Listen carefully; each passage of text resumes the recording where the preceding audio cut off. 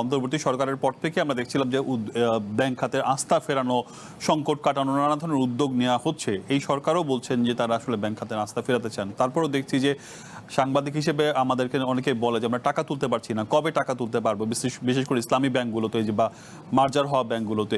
এই সংকটগুলো যত বাড়ছে, মানুষের আস্থা সংকট তত বাড়ছে, কি বলবেন? দেখুন, এটার জন্য চিন্তা করতে হবে প্রথম থেকে 1971-এ আমাদের দেশ বাংলাদেশ হয়েছে। তারপর থেকে আমি যদি একটা স্ট্যাটিস্টিক্স দিতে চাচ্ছি, অগ্রণী ব্যাংকের স্ট্যাটিস্টিক্স দিয়ে শুরু করব। এটা 1971 থেকে 2010-এ আমি কিন্তু এখানে ম্যানেজিং ডাইরেক্টর ছেড়ে গেছি ব্যাংকটা।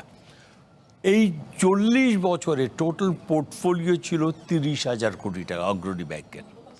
10% ছিল ক্লাসিফাইড, 3,000 কোটি টাকা।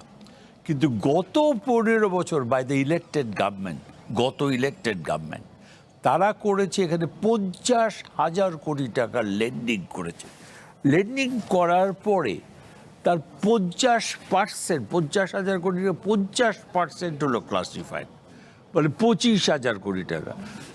এইবারে যখন আমি চেয়ারম্যান হিসেবে আসলাম, আমার ঘাড়ে চাপায় দেওয়া হয়েছে 80,000 কোটি টাকার পোর্টফোলিও আর প্রায় 30,000 কোটি টাকার নন পারফর্মিং লোন। এই যে 15 বছরে লেফট অ্যান্ড রাইট লেন্ডিং করেছে তারা, উইদাউট ডিউ ডিলিজেন্স, উইদাউট খালি নেম লেন্ডিং। এবং তারা যারা টাকাটা পেয়েছে তারা দেশের বাইরে নিয়ে গেছে, এটা পেপারও আসছে।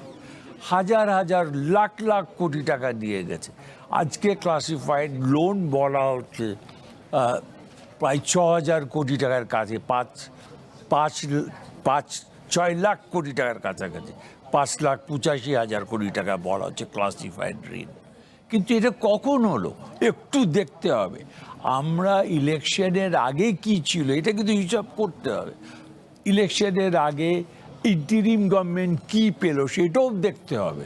এটা যদি না দেখা হয় তাহলে কিন্তু এক সময় আসবে বলবে এই সরকারের আমলে এগুলি হয়েছে। ভাগ করে নিতে হবে প্রথম।